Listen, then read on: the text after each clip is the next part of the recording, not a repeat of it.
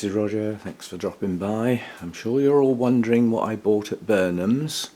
Given my principle that you can't go into an orchid nursery that if it doesn't get customers that pay, it's going to go down, we have to walk away with something. And I'll show you that in a minute because I'll have to set the tripod up. You'll be surprised, some of you might even guess by the size of the packaging and the tinge of colour you can see through. And what I was going to say is, before I unwrap that, because of what it is, this I'm now fed up with. It is part of my house here. The 3 Phalaenopsis that I'm growing as part of a project, you know, these are house orchids. That's fine, they can stay. These 2 Oncidium types that were also part of a project growing in the house, it just are not doing very well. It's not worth it from me to have that sitting there with scruffy plants, some sort of humidity tray that's not doing much, and the fern I'm going to throw away. It's too big for the house. I don't want it in the grow room. It desperately needs a much bigger pot, and I can't be bothered with it, and it shuts out so much light. So we're going to have a bit of a clear up here. I mean, I've got some plants to throw away here and some pots to clear up, but basically I need this here because I haven't got room for it anywhere else. But without that, it can go up there a lot more, which makes the place look a lot tidier. So I'm going to have a clear up here. Then I'll unpackage this, so I'll get the tripod out and we'll do an unwrapping ceremony. In fact, I'm going to leave that as like the first part of the video. Yes, I'm going to shut the camera down, but I'm going to clear that lot up first before I unwrap this, so I'll be back in a bit. Okay, let's tidy this lot up. That feels so much better. That fern was just blocking so much light. And in addition to that, I always sit here to eat. And so my view of the grow room, the whole point of having my orchids in view, was partially blocked by that fern. I don't even know where that thing came from. I don't know whether it was in a pot with an orchid or what, but it's grown out of all proportion basically. So that's gone to the happy hunting ground. Now, first of all, this is a secret. You must not tell anybody that Roger, who runs an orchid channel and grows quite a variety of orchids, went all the way with a coach load of orchids, in some cases specialists, to an orchid nursery that grows an incredible variety of orchids, and came back with this. So you mustn't tell anyone. It's a secret. Even Sarah's eyebrows raised. But it was getting to the end of the day. I had to choose something, and I'd been talking about this while we had our lunch in the Cafe Vanilla. While I was sitting there, I was looking at this plant thinking, I haven't seen that anywhere else in the nursery. That's the only one. Now, it may well be that it was one left over from a batch, but nonetheless it was the only one. And so I thought, well, that's what we'll have then.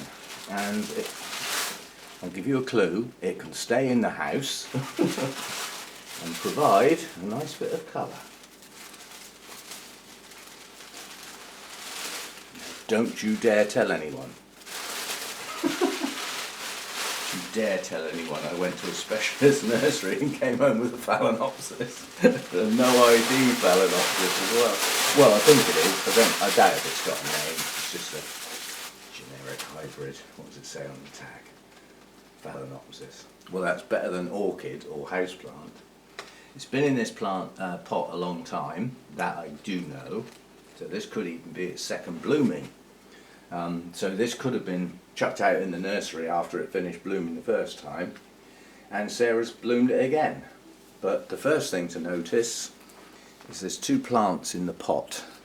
Now, this may well be a basal growth, in which case it's attached to the mother plant. This does happen. Or it could just be that the 2 were grown together as from seedlings, and when they were potted up by the mass producer, they couldn't be bothered to separate them because they don't bother with that sort of thing. But I'll have to carry the camera on the stand. But although this is just a standard Phalaenopsis, it's the variety that has very branching spikes, so has an awful lot of flowers on it. And to get the true view of the colour, we need to go out in the natural light, because I've got the lights on in here because it's a bit dull. So I'll just lift the camera off and we'll go out and have a look at that in the normal light. Screen round the right way, get my hand in, and there we go. The colours on this are quite subtle because you've got gradation. What on earth is the matter with one of my cats? That's because he can hear my voice, I expect. That's Mojo, mournful Mojo. Anyway, back to what I was doing. You've got lovely colours on the lip. Hang on, let me get my lock on so that we can zoom in close. There we go. So you've got beautiful colours in the lip. Standard format for the lip with the two little whiskers at the bottom. You've got some spotting down here on these two lower sepals. And then you've got this very delicate veining and gradation of the pink into the white, and I thought it was subtly very, very pretty. So that's the one I chose. It's a nice healthy looking plant, and on reflection out here in the daylight, it's actually got a good root system. It's absolutely soaking wet. It does look like it's in a peaty type of compost. It will have to come out of that pot. I don't trust leaving Phalaenopsis in a heavy duty medium, you know, that hasn't got too much air around it. Now the air wouldn't be blocked off from these roots because a lot of them are pushed to the edge of the pot, and it is an air cone pot, so they are actually sitting in air, a lot of them. So it's not desperate to get that repotted. But the first thing I'll do is dry it right out, and then I can water it carefully while it stays in this pot.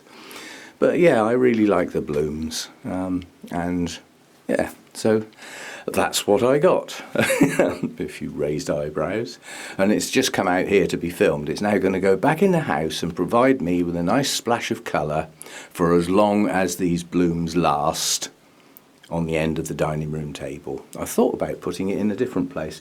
I would really like it on the kitchen windowsill, but that gets full sun, you know, from like midday onwards. I can't put a Phalaenopsis in that level of light, so we'll have it in with the other three, and possibly just turn that Phalaenopsis project into a project of 4 instead of 3, and add this one in.